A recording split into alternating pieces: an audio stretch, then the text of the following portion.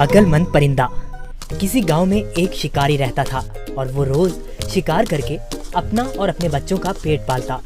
एक मर्तबा ऐसा हुआ कि शिकारी जब शिकार करने जंगल की तरफ गया तो उसे आसमान में एक बहुत ही खूबसूरत और नायाब चिड़िया उड़ती नजर आई।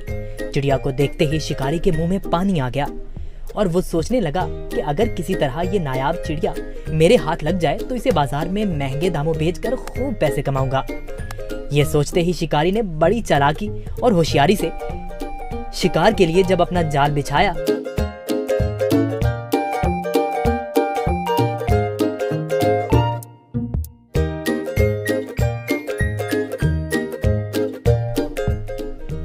तो उसमें वो खूबसूरत चिड़िया फंस गई। चिड़िया को जाल में देखकर शिकारी अपनी इस कामयाबी पर बहुत खुश हुआ और दिल ही दिल में इस चिड़िया को फरोख्त करने के मंसूबे बनाने लगा।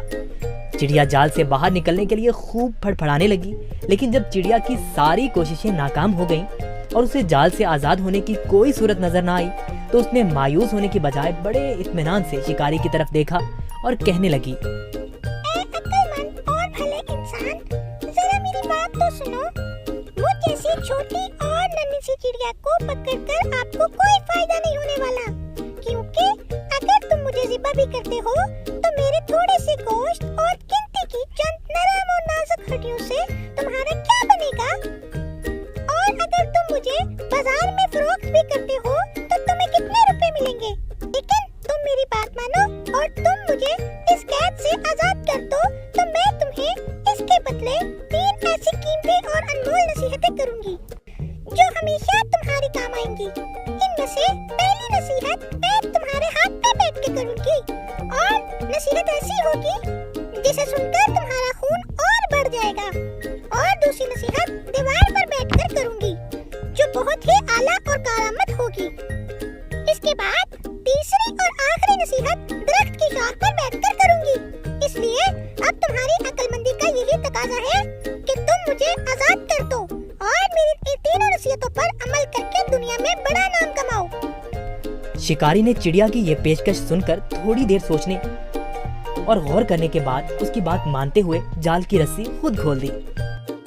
रस्सी खुलते ही चिड़िया उड़कर शिकारी के हाथ पर आ बैठी। पहली नसीहत करते हुए कहने लगी, किसी भी नामुमकिन बात पर कभी यकीन न करना, चाहे कोई भी कहे। ये बोलकर चिड़िया अपने वादे के मुताबिक फिर उड़ी और दीवार पर जा बैठी। वहीं से दूसरी नसीहत करने लगी, गुजरे हुए किसी भी बात का गम कभी ना करना। मेरे इस छोटे से वजूद में 10 दिरहम का एक ऐसा कीमती मोती है जिसकी मिसाल पूरी दुनिया में कहीं नहीं, और इस महंगे मोती को पाकर तुम और तुम्हारे घर वाले खूब ऐशो इशरत से जिंदगी गुजार सकते थे, मगर तुम्हारी किस्मत पर अफसोस, तुमने मुझे आजाद करके एक बेमिसाल मोती अपने हाथों से खो दिया। इतना सुनना ही था कि शिकारी जोर जोर से इस तरह रोने और चिल्लाने लगा जैसे उसका कोई अपना करीबी रिश्तेदार मर गया हो। रोते रोते बार बार ठंडी आहें भरता और कहता, हाय हाय, मैं तो लुट गया, बर्बाद हो गया। अरे मुझ बेवकूफ ने क्या कर दिया, हाथ आए खजाने को खो दिया। ऐसी नादिर चिड़िया क्यों आजाद कर दी? शिकारी जब खूब रोद हो चुका तब चिड़िया ने उसे मुखातिब करते हुए कहा, अरे बेवकूफ और अहमद शिकारी, मैंने पहले ही तुम्हें नसीहतें कर दी थी कि गुजरी हुई बात का गम न करना। जब ये बात हो ही गई थी तो अफसोस से हाथ मलना किस काम का? और हाँ, ए नादान शिकारी, तुमने मेरी पहली नसीहत भी तो गौर से नहीं सुनी। मैंने कहा था ना कि किसी भी नामुमकिन बात का हरगिज़ यकीन नहीं करना चाहिए, खा वो कैसी ही क्यों ना हो। अब जरा अक्ल से काम लो और देखो तो सही, मुझ नन्ही सी जान का पूरा वजूद 3 दिरहम से ज्यादा का नहीं है, तो फिर 10 दिरहम का मोती मेरे छोटे से वजूद में कैसे हो सकता है? बेशक कहती तुम ठीक ही हो ए नन्ही मुन्नी चिड़िया, वो तीसरी नसीहत तो बताती जाओ। अरे भाई, तुमने मेरी पहली नसीहत पर कौन सा अमल कर लिया जो मुझसे तीसरी नसीहत भी सुनना चाहते हो? वो कीमती नसीहत तुम जैसे नादान इंसान के लिए नहीं है। ये कहते ही फुर से चिड़िया उड़ी और शिकारी उसको देखता ही रह गया। देखा बच्चों आपने, वो नन्ही सी चिड़िया कैसे अपनी अक्लमंदी से इस शिकारी से अपनी जान बचाने में कामयाब हो गई।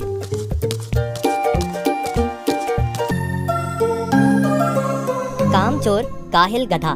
पुराने जमाने की बात है, एक ताजिर था जो शहर से दूर एक गांव में रहता था।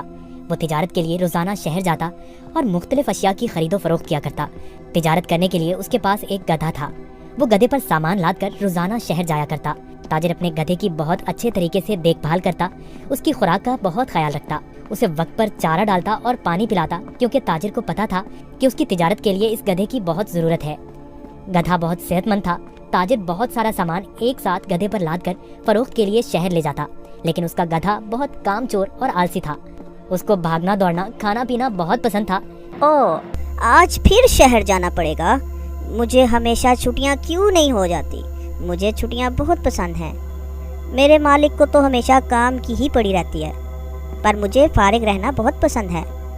मेहनत करना तो बिल्कुल भी मुझे अच्छा नहीं लगता।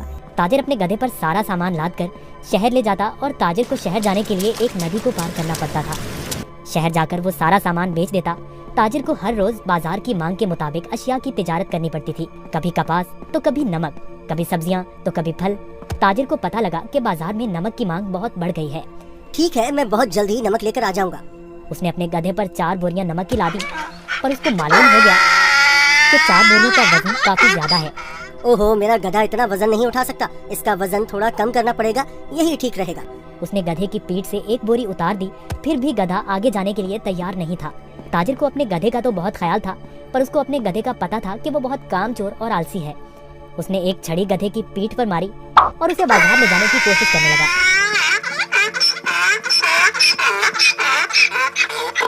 चलो, अब मुझे पता है तुम बहुत आलसी हो। तुम्हें शहर जाना बहुत जरूरी है, क्योंकि बाजार में इस वक्त नमक की बहुत मांग है। ताजिर ने सारा नमक फरोख्त कर दिया। ओहो, सच में बाजार में नमक की बहुत मांग है। ताजिर ने फिर रोज की तरह शहर में नमक फरोख्त करना शुरू कर दिया। गधे पर कभी 3 तो कभी 4 बोरियां लाद कर बाजार जाना पड़ता था, जिसकी वजह से गधा नाखुश था। पर वापसी पर गधा बिल्कुल खाली आता और बहुत खुश होता। रोज की तरह ताजिर ने फिर से 4 बोरी गधे की पीठ पर लादी और शहर की तरफ निकल पड़ा। जब वो नदी के पास पहुंचा तो उसे पानी ज्यादा नजर आया। हमें बहुत ध्यान से आहिस्ता आहिस्ता चलना होगा ताकि हम पानी में कहीं गिर न जाएं। जैसे ही उन्होंने आधी नदी पार की, अचानक गधे का पाँव एक बड़े पत्थर से लगा और गधा फिसल गया और पानी में बैठ गया। ओहो, तुमने ये क्या किया? बोरियां तो अभी भी मेरी पीठ पर हैं, लेकिन मुझे इतना वजन महसूस नहीं हो रहा। ये एक जादुई नदी है। गधा इस बात से हैरान था कि नदी में फिसलने की वजह से उन बोरियों का सारा नमक नदी में घुल गया था और बोरियों में से नमक खत्म हो चुका था। इसकी वजह से गधे को वजन महसूस नहीं हो रहा था, क्योंकि बोरियों में नमक बचा ही नहीं था, सब खत्म हो चुका था। ओहो, मेरी सारी मेहनत जाया हो गई। अब मैं शहर जाकर क्या करूँगा? सारा नमक तो बह गया है। शुक्र है खुदा का, मेरा गधा तो सही सलामत है। गधे को कुछ नहीं हुआ। अब शहर जाने का कोई फायदा नहीं। मुझे अब घर जाना चाहिए। वाह, कोई वजन भी नहीं और काम भी नहीं। ये तो कमाल की नदी है। फिर अगले दिन ताजिर ने 4 बोरियां गधे की पीठ पर लाद दी और शहर की तरफ निकल पड़ा।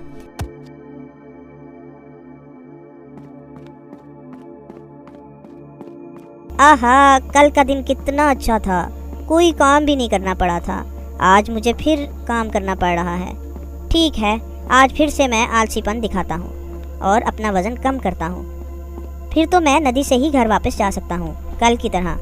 वो एक जादुई नदी है जो मेरा वजन कम कर देती है। वो कल की तरह आज भी मेरी मदद करेगी। ताजिर उस दिन गधे की चालाकी से बिल्कुल बेखबर था। रोज की तरह ताजिर अपने गधे के साथ इस नदी के पास पहुंचा तो गधा ताजिर से पहले ही इस नदी की तरफ जाने लगा। ताजिर ने उसे रोका। रुको रुको। गधा फिर से नदी में फिसल गया जहाँ वो पहली बार फिसला था। ओहो, तुमने क्या किया? काहिल गधे, जल्दी से बाहर आओ। लेकिन बहुत देर हो चुकी थी। बोरियों का सारा नमक नदी में घुल गया। गधे को अब कोई वजन महसूस नहीं हो रहा था। वाह, ये हुई ना बात। कोई वजन भी नहीं और काम भी नहीं। ये दोबारा कैसे? जरा सोचता हूँ, ये जानबूझकर मेरे साथ कहीं चालाकी तो नहीं कर रहा। ओह काहिल गधे, मैंने तुम्हारा इतना ख्याल रखा और तुमने मेरे साथ क्या किया? इसे घर वापस ले जाता हूँ। मुझे पता है, अब देखो मैं तुम्हें कैसे सबक सिखाता हूँ। गधे ने सोचा, मैंने काम चोरी का ये अच्छा तरीका ढूंढा है, पर ताजिर का तो आज कुछ और ही जहन था। अगले रोज ताजिर ने गधे की पीठ पर 6 बोरियां रुई की लाद दी, लेकिन गधे को थोड़ा सा भी वजन महसूस न हुआ। ओहो, इतनी ज्यादा बोरियां? कोई मसला ही नहीं। शहर तक जाना किसने है? इस जादुई नदी तक तो जाना है बस। और वो शहर की तरफ जाने लगे। जब वो नदी के पास पहुंचे तो अचानक से गधा नदी पार करने लगा। और उसी जगह पर फिसला जहाँ वो पहले फिसलता था। ताजिर बाहर खड़ा होकर ये सब मंजर देख रहा था। ओहो, ये मेरी पीठ पर इतना वजन कहाँ से आ गया? ताजिर बहुत समझदार आदमी था। उसको पता चल गया कि उसका गधा जानबूझकर ये सब उसके साथ कर रहा है। इसलिए ताजिर ने इस दफा बोरियों में नमक के बजाय रुई भर दी थी। जैसे ही गधा नदी में फिसला तो रुई ने पानी जज्ब कर लिया और गधे की पीठ पर वजन ज्यादा हो गया। हाँ, तुम मुझे इतने दिनों से बेवकूफ बना रहे थे। तुम्हारी इस हरकत से मेरा बहुत नुकसान हुआ है। तुम्हें इस बात का अंदाजा भी है क्या? अब तुम इसी तरह बोरियों के साथ घर जाओगे। गधे को उन बोरियों के साथ ही घर आना पड़ा। इस तरह गधे ने अपना सबक सीख लिया और उस दिन के बाद गधे ने कभी नदी में फिसलने की हिम्मत न की। इसलिए नतीजा जैसा करोगे वैसा भरोगे। अगर आपको हमारी वीडियोस अच्छी लगी हो तो इसको लाइक करें,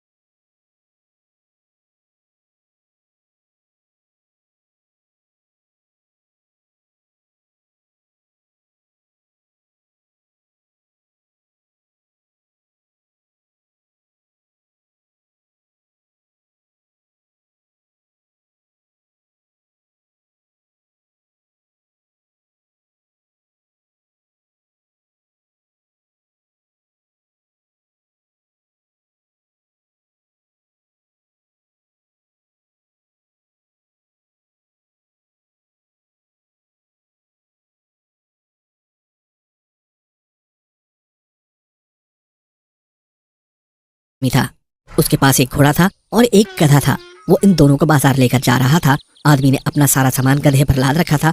घोड़ा गुरूर से अकड़ता हुआ चल रहा था। गधा बेचारा भारी बोझ के नीचे दबा जा रहा था। उसे 2 कदम चलना 2 भर था। आखिर उसने घोड़े से कहा, भाई घोड़े, थोड़ा सा बोझ तुम ले लो, मैं इतना बोझ लेकर नहीं चल सकता।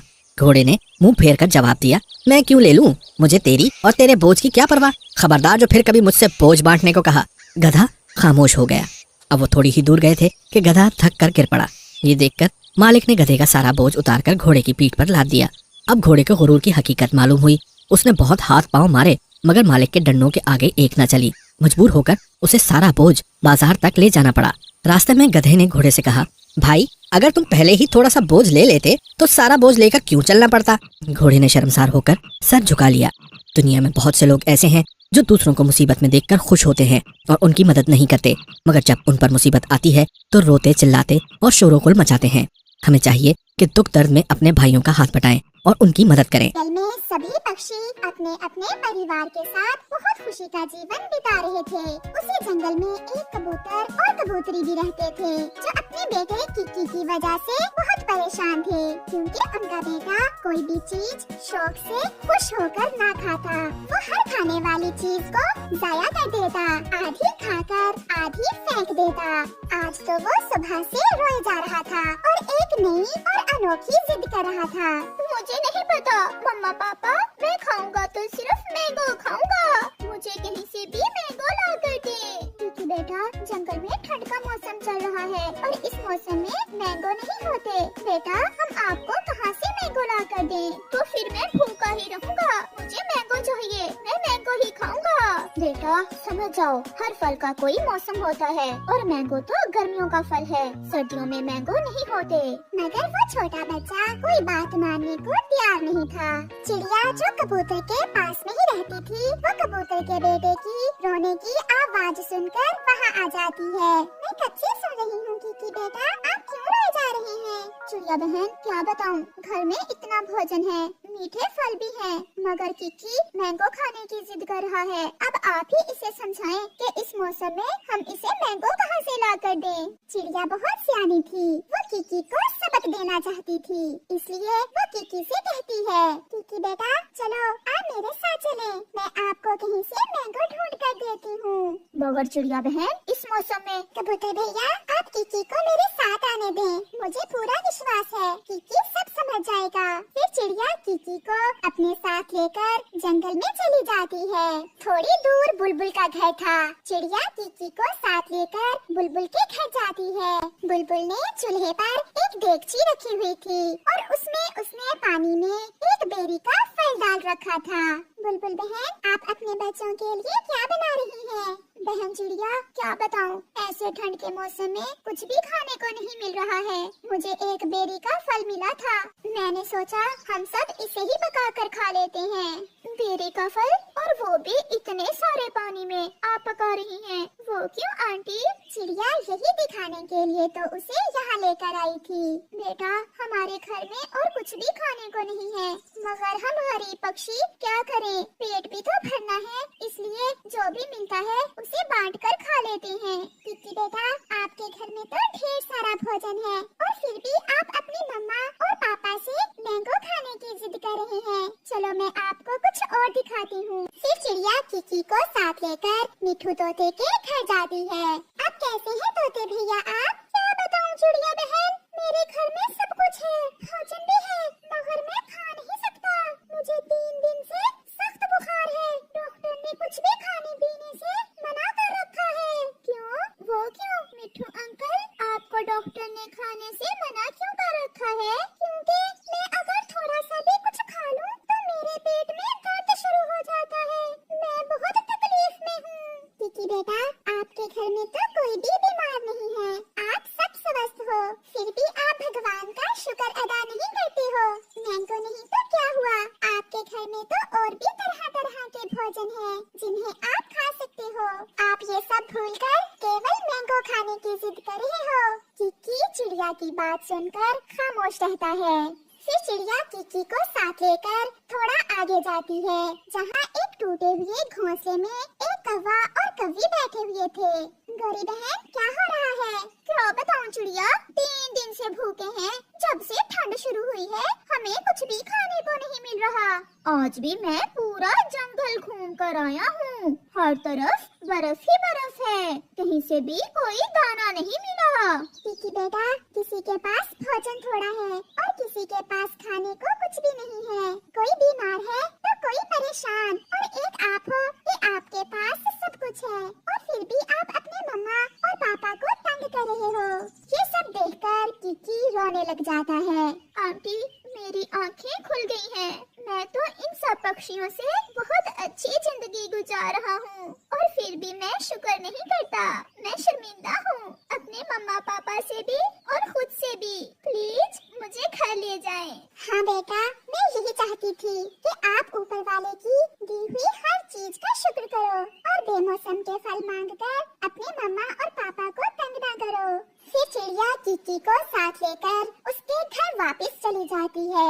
किकी घर जाकर अपनी मम्मा से कुछ चावल लेकर मजे मजे से खा लेता है, क्योंकि अब उसे भूख भी लग गई थी। मम्मा पापा सॉरी, आज के बाद मैं आपको कभी तंग नहीं करूँगा, क्योंकि इस जंगल में बहुत से ऐसे पक्षी हैं, मैं जिनसे बहुत अच्छी जिंदगी जी रहा हूँ। फिर कबूतर और कबूतरी चिड़िया को धन्यवाद बोलते हैं कि उसने किकी की सोच को बदल दिया था। वो आ गया, मूंगफली बेचने वाली का बेटा वो आ गया। मम्मा कहती है कोई भी काम छोटा या बड़ा नहीं होता, पक्षी अपने कामों से नहीं बल्कि दूसरे पक्षियों से अपने व्यवहार से पहचाने जाते हैं। जो भी है, मूंगफली बेचना भी कोई काम है। मेरी मम्मा मूंगफली बेचती हैं और हमारे घर का गुजारा अच्छा हो रहा है, हम मेहनत करते हैं। मेरी मम्मा आपकी मम्मा की तरह दूसरे पक्षियों के घरों से चोरियां नहीं करती। ये सुनकर जग्गू चुप हो जाता है। मेहनत और ईमानदारी से काम करने में कोई शर्म नहीं, मैंने अपनी मम्मा से यही सीखा है। चिड़िया का बेटा कुकू जब भी बाहर जाता तो ऐसी कुछ बातें उसे अक्सर सुनने को मिलती। 1 2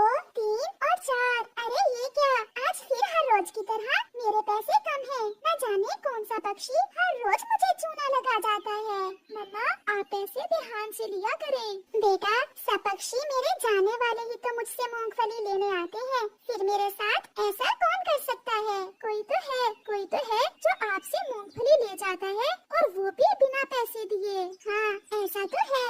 फिर दूसरे रोज चिड़िया फिर से अपने खेत में जाती है और अपने मूंगफली के पौधों से मूंगफली तोड़ती है। वो पक्षियों को गरम गरम मूंगफली भून कर देती। उसी कारण चिड़िया की मूंगफली हाथों हाथ ही बिक जाती। मुझे जल्दी जल्दी से 100 रुपए की मूंगफली दे दे चिड़िया, मुझे कहीं जाना है। इतनी भी क्या जल्दी है? गौरी बहन, ये ले, मैंने थोड़ी सी ज्यादा ही डाल दी है। गौरी कव्वी मूंगफली ले लेती है और फिर रोज की तरह चिड़िया को बातों में लगाती है। चिड़िया, छुट्टियाँ कब खत्म हो रही हैं सर्दियों की? कुकू बता रहा था कि 1-2 दिन में स्कूल खुल जाएंगे। ठंड भी बहुत है, मैं तो जग्गू को ठंड के दिनों में स्कूल नहीं भेजूंगी। कबूतर भी उड़ता हुआ आता है। चिड़िया, चिड़िया, मेरी बहन आई हुई है, मुझे 50 रुपए की गरम गरम मूंगफली दे दें। जैसे ही कबूतर आता है, गौरी कव्वी बिना पैसे दिए जल्दी से वहाँ से चली जाती है और चिड़िया को पता ही नहीं चलता। फिर तो मैं आपको मोटी वाली मूंगफली देती हूँ, आपकी बहन मूंगफली खाकर खुश हो जाएगी। ऐसा करें, 60 की कर दें। फिर कबूतर भी चिड़िया को पैसे देता है और मूंगफली लेकर वहाँ से चला जाता है। चिड़िया को आग भी जलाना होती और मूंगफली को भूनकर बेचना भी होता। चिड़िया ऐसे सारा दिन काम करती। मम्मा लाए, मैं पैसे गिन देता हूँ। मैंने आज काम बहुत ध्यान से किया था, मुझे पूरा विश्वास है कि आज पैसे पूरे ही होंगे। मम्मा, ये तो 120 रुपए हैं, ऐसा कैसे हो सकता है? 100 रुपए की मूंगफली तो मुझसे गौरी ने ली और फिर 60 की कबूतर ने। इसके अलावा बुलबुल तोता भी तो आए थे। मेरे पैसे आज फिर कम है।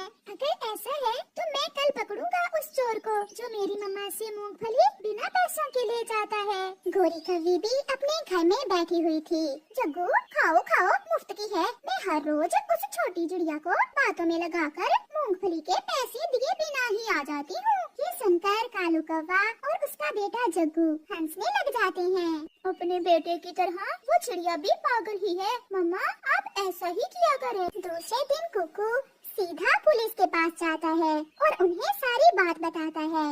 अच्छा, तो ये बात है, मैं जाता हूँ आपके साथ और आज पकड़ते हैं उसे। कौन है वो चोर? फिर कुकू पुलिस को साथ लेकर अपनी मम्मा से थोड़ी दूर छुपकर बैठ जाता है। पक्षी आते हैं और मूंगफली लेते हैं और पैसे देते हैं। अभी तक तो सारे ही पक्षी पैसे देकर जा रहे हैं। आखिर वो कौन है? शाम तक जो भी होगा वो पकड़ा जाएगा। फिर थोड़ी देर बाद गौरी कव्वी जग्गू को साथ लेकर आती है। चिड़िया, मुझे 100 रुपए की मूंगफली तो देना, आज मूंगफली पहले से ज्यादा स्वादिष्ट है। गौरी बहन, ये ले। चिड़िया, चिड़िया, मैं अपनी माँ के पास जा रही हूँ। मेरी माँ मूंगफली वाले लड्डू बहुत स्वादिष्ट बनाती है। मैं अपनी माँ के हाथों के लड्डू खाने जा रही हूँ। मूंगफली वाले लड्डू तो मेरी माँ भी बहुत स्वादिष्ट बनाया करती थी। मुझे आज तक उन लड्डुओं का स्वाद याद है। चिड़िया, आग थोड़ी कम करो, तुम्हारी मूंगफली जल रही है। फिर तोता भी वहाँ आ जाता है। तोते को देखकर गौरी जग्गू को इशारा करती है और वो बिना पैसे दिए ही वहाँ से उड़ती है। पकड़ी गई, वो कव्वी बिना पैसे दिए ही जा रही है। पुलिस, उसे पकड़ो, उसे पकड़ो। फिर पुलिस जल्दी से गौरी को पकड़ लेती है। तो ये तुम हो जो हर रोज चिड़िया को चूना लगा जाती हो? नहीं, मैंने तो ऐसा नहीं किया। ये तो जेल जाकर ही बताऊंगा। फिर पुलिस गौरी को जेल ले जाती है और जग्गू वहाँ से घर भाग जाता है। मम्मा, मैं ना कहता था, कोई तो है जो आपको बिना पैसे दिए ही मूंगफली ले जाता है। तो ये गौरी कव्वी थी। अब पता चलेगा इसे, जेल की हवा खाकर सीधी हो जाएगी। ऐसे गौरी कव्वी को चोरी की सजा मिलती है। देखा प्यारे दोस्तों, चोर कितना भी होशियार हो, एक ना एक दिन तो पकड़ा ही जाता है।